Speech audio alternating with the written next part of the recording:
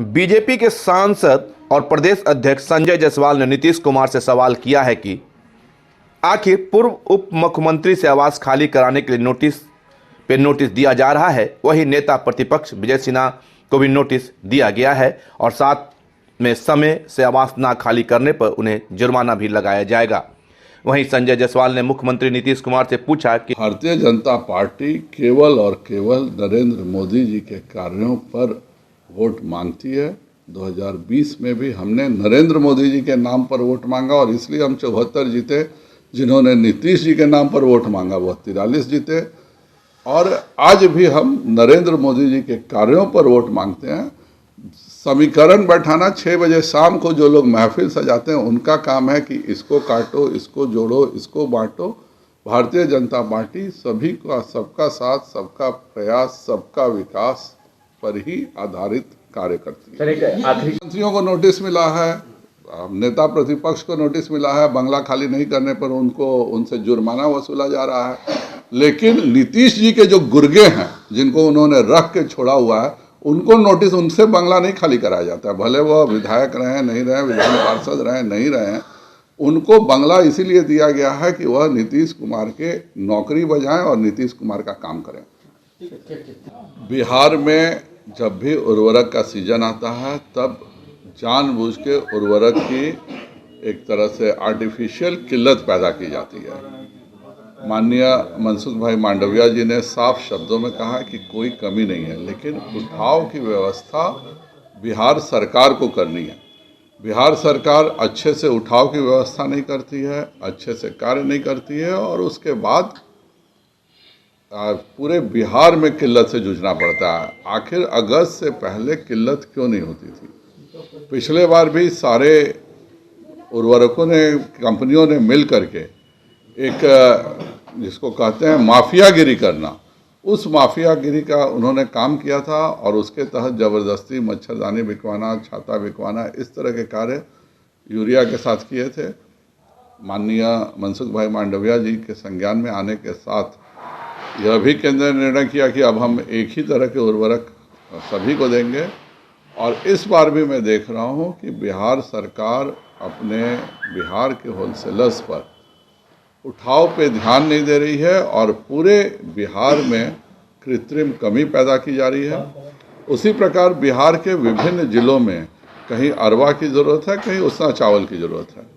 मैं माननीय मुख्यमंत्री जी से अनुरोध करता हूं कि जो पहले पॉलिसी बनाई उन्होंने केवल उसना होगा, वह पॉलिसी पर पुनः विचार करें। ज़्यादातर अरवा चावल की छोटी राइस मिल्स हैं। जिन जिलों में, जिन प्रखंडों में उसना चावल खाया जाता है वहाँ आप उसना चावल दें और जहाँ अरवा चावल खाया जाता है वहाँ अरवा चावल दें। यह एक प्रकृति है और हर इलाके के लोग अलग अलग बटे हुए हैं। मेरे इलाके में कोई अरवा चावल नहीं खाता है, इस इलाके में कुछ उसना चावल नहीं खाता है, पटना नालंदा के इलाके में। तो इसमें एक बैलेंस बनाने की ज़रूरत है। पूरा कृषि मंत्रालय आज मैं देख रहा हूँ कि उर्वरक की कमी को दूर करने में अक्षम है और अपनी अक्षमता का दोषारोपण कर रहा है। जब सरकार ने एक निश्चित अलॉट कर दिया है तो उठाव की व्यवस्था की जिम्मेवारी बिहार सरकार की है, जिसमें बिहार सरकार पूर्णतः असफल हुई है। का कहना है कि सिर्फ 37% खाद ही केंद्र दे रही है और केंद्र ने सारी खाद उपलब्ध करा दिया है, ये उठाव नहीं कर पा रहे हैं।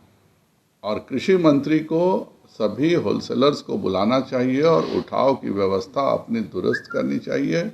जितना भी उठाव करना चाहेंगे, कहीं भी हिंदुस्तान में कोई उर्वरक की कमी नहीं है।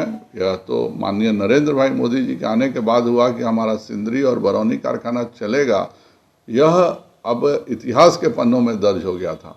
पर आज हम यूरिया में आत्मनिर्भर हो चुके हैं। हमारा बरौनी कारखाना का प्रोडक्शन शुरू भी हो गया, सिंदरी का हो गया, गोरखपुर का हो गया।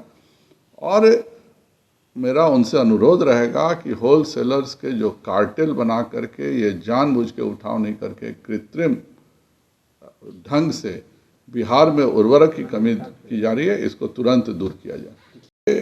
बिहार नहीं, भारत में इस तरह की चीज़ें हो रही हैं। श्रद्धा की जिस तरह से हत्या की गई और जिस तरह से धोखे से हिंदू बेटियों के साथ एक साजिश रची जा रही है, और मुझे आश्चर्य होता है जब झारखंड में एक डकैत पकड़ाया था तो उसको देख के लिए पूरे बिहार के तथाकथित सेकुलर लोग का मुंह खुल गया था। लेकिन आज हमारी एक बेटी के 35 टुकड़े हुए हैं, आप उठा के देख लीजिए। जो लोग पशु तस्कर के पक्ष में बोलते थे, जो लोग डकैतों के पक्ष में बोलते थे, आज उनके मुंह में आवाज़ नहीं आ पा रही है। यह इससे दुखद बात कुछ नहीं हो सकती है। बहुसंख्यक समाज को समझना चाहिए कि हमें अपने अधिकारों के प्रति सचेत रहना पड़ेगा। बिहार में भी नगर निकाय के चुनाव में जानबूझकर हिंदू अति पिछड़ों के साथ उपेक्षा का काम बिहार सरकार कर रही है। जो कुल्हैया मुसलमान हैं, शेखौरा मुसलमान हैं, जो भी फॉरवर्ड हैं, जो अगड़े माने जाते हैं मुसलमानों में, उनको अति पिछड़ा में शामिल किया गया है। सरफराज आलम जब खुद कुल्हैया के मंत्री हैं, तो जितने भी हिंदू अति पिछड़ों का हक मुस्लिम सवर्णों को दिया जा रहा है, वह उसको अति पिछड़ा आयोग को जरूर ठीक करना चाहिए। कोयले उपचुनाव को लेकर कैसे भाजपा का वोट कटे, जनता काफ़ी समझदार हो चुकी है और जनता इस तरह के जो लोग हैं जो कि वोट काटने के लिए जिनको एजेंट के रूप में बनाया गया। मेरा तो नीतीश कुमार से प्रश्न है कि आप दोनों उप मुख्यमंत्री का आवास खाली कराने को कहते हैं, आप नेता प्रतिपक्ष का आवास जबरदस्ती खाली कराने का नोटिस देते हैं, लेकिन किस नाते एक व्यक्ति जो 6 महीने पूर्व खत्म जिसका हो चुका है विधान परिषद का, उसको आपने क्यों आवास दिया हुआ? तो यह सब एक कुछ नीतीश जी की शुरू से आदत रहती है कि कुछ वो डमी रखते हैं, जो डमियों का उपयोग करते हैं। वह डमी का उपयोग राजद के खिलाफ भी करते हैं, भाजपा के खिलाफ भी करते हैं।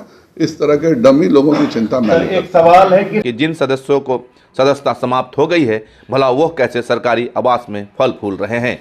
वीआईपी के प्रमुख मुकेश सहनी की सदस्यता पिछले वर्ष जुलाई में समाप्त हो गई थी। उनसे सरकारी आवास क्यों नहीं खाली कराई गई? वह वहीं आवास में बने हुए हैं। Manish, city post live, Patna.